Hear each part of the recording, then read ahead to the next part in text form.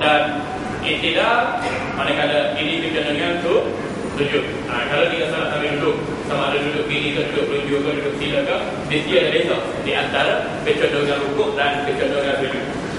Dia beza, tak ada beza susah. Hatta kalau bongkok memang dia sebanyak dia memang bongkok. Si bongkok dari bawah besar. Ada bongkok. Bila dia nak rukuk mesti dua sikit. Mesti beza antara rukuk dia dengan kebongkokan yang biasa dialaminya. Nampak? Bila dia nak sujud, sujud. Lebih sikit kecondongan. Okey? Ada setengah orang yang kata apalah salat menghormati waktu. Ini pandangan mazhab kita, mazhab Syafi'i. Buktinya tengok peraturan muka surat 31. Hadis Sayyidatina Aisyah radhiyallahu anha qala inna ta'aruf min asma'i qiladah al-ta'ah wa ba'atha Rasulullah sallallahu alaihi wasallam rajulan fawajadaha faraktum salatu wa laysa ma'ahu ma fasallu fakatau dhalika ila Rasulillah sallallahu alaihi wasallam fa'anzala ayatan ayatin. Atau hadis Sayyidatina Aisyah radhiyallahu anha meminjam kadu andai daripada kakaknya Asma radhiyallahu anha dan pakai begitulah jatuh hilang. Rasulullah sallallahu alaihi wasallam dapat tahu dia jatuh dan mengutus beberapa orang sahabat untuk mencari kalung berkenaan dan sahabat berjaya mendapatkan kalung berkenaan. Ketika masuknya waktu salat, para sahabat radhiyallahu anhum ini cuba cari air untuk berwuduk nak menunaikan salat, tapi tak jumpa air. Kemudian mereka juga menunaikan salat dalam keadaan tidak berwuduk. Lalu kes itu balik dengan kepada Rasulullah sallallahu alaihi wasallam. Rasulullah sallallahu alaihi wasallam menunggu dia. Kemudian Allah turunkan ayat pertayamum. Berdasarkan hadis ini kata ulama dalam mazhab kita mazhab Syafi'i. Yang pertama, disyariatkan tayamum bila ketiadaan air. Yang kedua, hadis ini mensyaratkan pada kita kalau ulah kita tidak mampu untuk bersuci, boleh kita tunaikan solat sunat menghormati waktu sebagai satu penghargaan kepada waktu-waktu yang telah dijadikan batasan untuk orang mengingati Allah. Yang kedua, paling minimal pun kita tunaikan solat menghormati waktu untuk kita berzikir mengingati Allah. Jadi peristiwa ini diasyurkan pada Nabi sallallahu alaihi wasallam, baginda sallallahu alaihi wasallam tak mahu tak ada kata nanti sembahyang ada duduk apa aja begitu. Dia jangan sesat di bid'ah, sesat masuk neraka dah. Baginda tunggu ayat tayamum dan baginda memperakui kesungguhan para sahabat walaupun dosa sekalipun tetap ada ruang, masa, tenaga dalam keadaan mengingati Allah. Sebab itu kalau kita tak semayang, Rasulullah kami tak semayang, Rasulullah sebab Rasulullah tak ajar. Begitu Rasulullah ajar, bodoh sini itu apa? Bau ni keluar dalam agama. Ada seorang datuk, ahli paling dulu dia jadi imam juga. Dia kata dalam enakmen kanun jenayah syariah ganun membenarkan suami melibat isteri.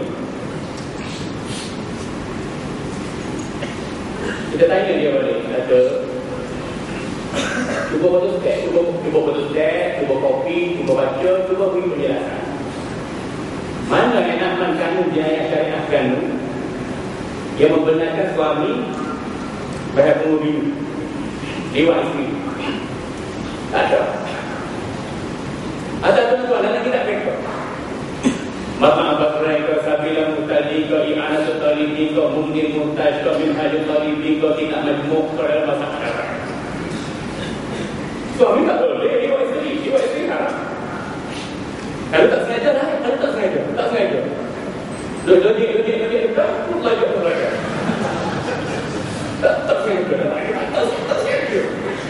Atau isteri kata kalau nakal ni mati haji lain ke kalau orang nakal kau ini tidak beri apa nama dia tak sengaja tak sengaja. Tapi kalau kita fikirkan kalau suami melibat isteri juga, suami melibat isteri juga, yang pertama sekali pun tak sih.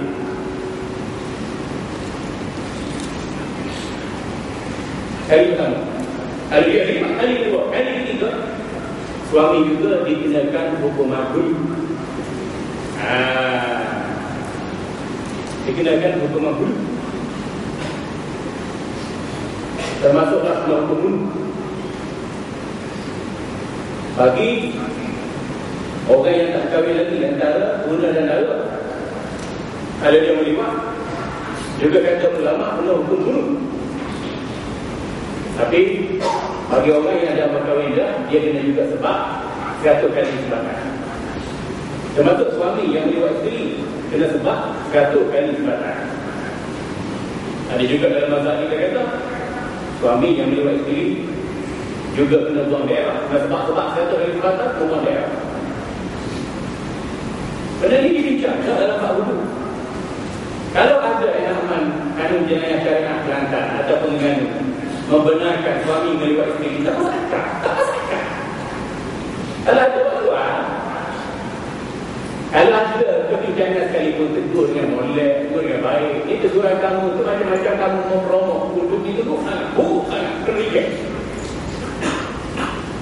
Jadi adik-adik memang apa begitu? Nak bela Islam. Komentar kita pada hukum kanun jenayah syariah nak memburukkan Islam. Apa? Dia apa itu?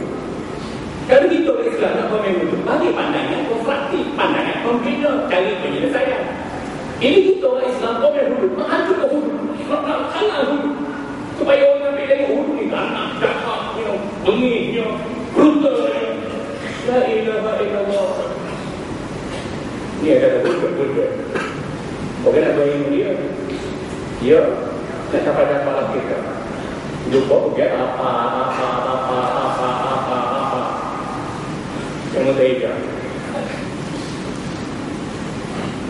Allah Rabbi. Mungkin kita nak kata apa? Bila sebut bahawa Allah ni bukan mahu ketika.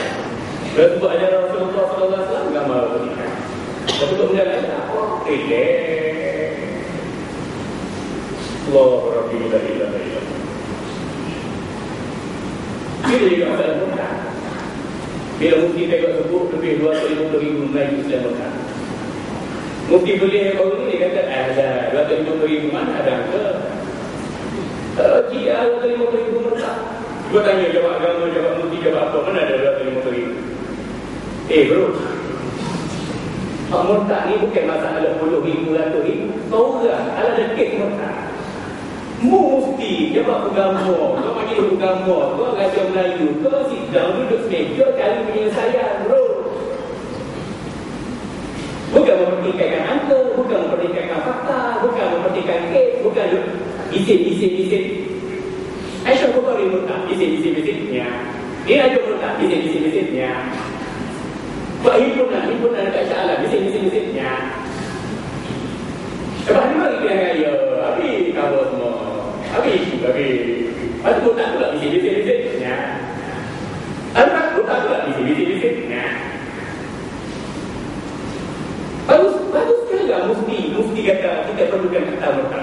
Bagus sekali lah 54 tahun merdeka. Bagus sekali lah Mufti kita sebut dalam media kita perlukan kata mereka. Dulu Mufti di mana? Dulu Mufti di mana? Bagi ulama di mana? Bagi ada Melayu di mana? Pakai undangan, pakai perlembagaan itu gimana? Bagus sekali Allah nak wujudkan akta mereka. Maka kalau ada masalah ya. Pada boleh itu yang itu kalau mengatasi diri Bismillah pun satu betul. Tuan-tuan hadirin yang berbahagia. Ini ada seminar di Pahang. Seminar pemikiran Wahabi. Anjuran mesti faham. Dia jemput Profesor Madya Dr. Muhammad Fauzi Ahmad, Ketua Jabatan kita UN. Lepas tu dia jemput Ustaz Zamihan Al-Ghari. Aku tu. Jadi dia orang rakam, ni ada CD 2 jam tengah. Dia rakam ada orang-orang yang berfaham Wahabi yang akan nanti pergi mukakan soalan apa semua macam tuan-tuan dia tengok sini ya. Jadi dia orang ada jual kat depan tu. Ini untuk tujuan dakwah tuan-tuan. Tuan-tuan tengok ni betul-betul, baca ni, perhatikan ni, selesai masalah Wahabi. Hari kita nak selesai masalah Syiah pula. Masalah Syiah, masalah Islam liberal, sistem Islam, liberal tahrir yang besar. Jadi tuan-tuan boleh dapatkan ni. Saya nak bagi free pun ada tempat datang dia punya kaya. Bagi free semua pun berat juga tuan-tuan. Jadi pakai-pakai beli, dulu tengok dapat ilmu maklumat, alhamdulillah. Jadi dekat itulah tuan-tuan. Mudah-mudahan Allah ampun kita, rahmati kita, dan Allah beri kemakmuran dalam negara kita, insya-Allah subhanahu wa ta'ala, untuk kita melaksanakan kita kaitan. Akhirnya aku dikawal wa astagfirullahaladzim wa lakum. Wabillahi taufiq wal hidayah. Wassalamualaikum warahmatullahi wabarakatuh. Allahumma ja'al jamala hadza jamalan marhuma wa tafaddalu Allah fi tafaddalu mahmuma wa la taj'al fina wa la indana wa la ma'ana kafiya wa la maghfura wa la mahmuma. Allahumma ansur al-islam wal muslimin. Allahumma ansur man nasara ad-din wa ahlil al-kafara wal munafiqin wal zalimin wal jahilin. Rabbana hadhihi kullana taqwaha wa zakkiha wa anta khairu zakkaha wa anta waliyyuha mawlaha ya rabbal alamin. Wa sallallahu ala sayyidina wa nabiyyina wa habibina Muhammad wa ala alihi wa sahbihi wa sallam. Alhamdulillah rabbil alamin. Sallallahu